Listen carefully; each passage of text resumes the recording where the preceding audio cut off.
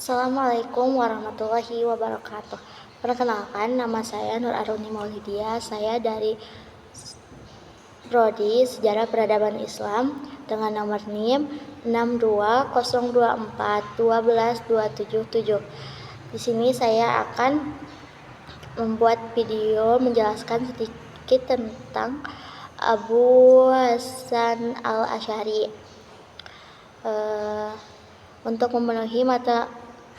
Untuk memenuhi tugas mata kuliah Wadview. Abu Hasan al-Asy'ari adalah seorang teolog dan pembaharu Islam yang lahir di Basra, Irak. Ia dikenal sebagai pendiri teologi Sunni Asy'ariyah yang memenangkan keseimbangan antara akal dan ilmu. Al-Asy'ari awalnya terpengaruh oleh paham Mu'tazilah, namun setelah mengalami pengalaman spiritual, ia beralih ke Ahli Sunnah wal Jamaah. Ia menghabiskan hidupnya membela ajaran Islam yang benar dan menulis banyak karya termasuk Al-Ibanah dan Al-Muhtajin. Kelahiran dan kehidupan awal. Abu al-Hasan al-Asy'ari lahir di Basra, Irak sekitar tahun 874 Masehi. Ayah tirinya, Ali al-Jubai, merupakan seorang tokoh Mu'tazilah yang sangat berpengaruh pada waktu itu. Pengikut Mu'tazilah dan Tabligh. Sebagai anak didik Ali al-Jubai, al-Asy'ari awalnya mengikuti pemikiran Mu'tazilah selama 40 tahun. Selama periode tersebut, ia dipandang sebagai salah satu imam utama mazhab ini. Mimpi bertemu Nabi Muhammad. Pada suatu malam di bulan Ramadan, ketika usianya mencapai 40 tahun, al-Asy'ari memiliki pengalaman spiritual yang signifikan.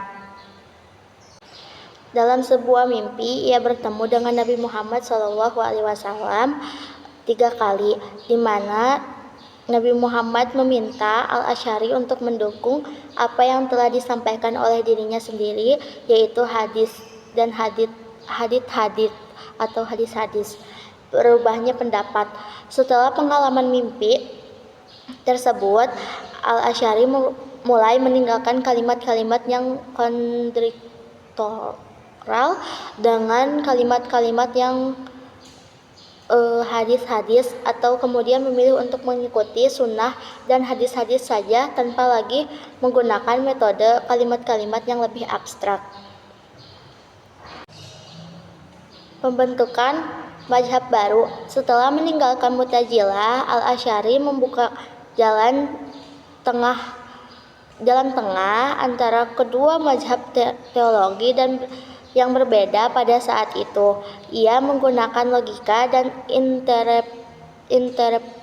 interpretasi Al-Quran serta hadis untuk membantu memperkuat argumen-argumennya. Hasilnya adalah pembentukan mazhab yang akhirnya menjadi mazhab teologi paling dominan di kalangan umat Sunni. Karya-karyanya dalam selama masa hidupnya, al-Asy'ari menulis lebih dari 90 buah karya. Meskipun hanya sedikit karya-karyanya yang masih tersisa sampai hari ini, namun pengaruhnya tetap besar dalam bidang teologi Islam.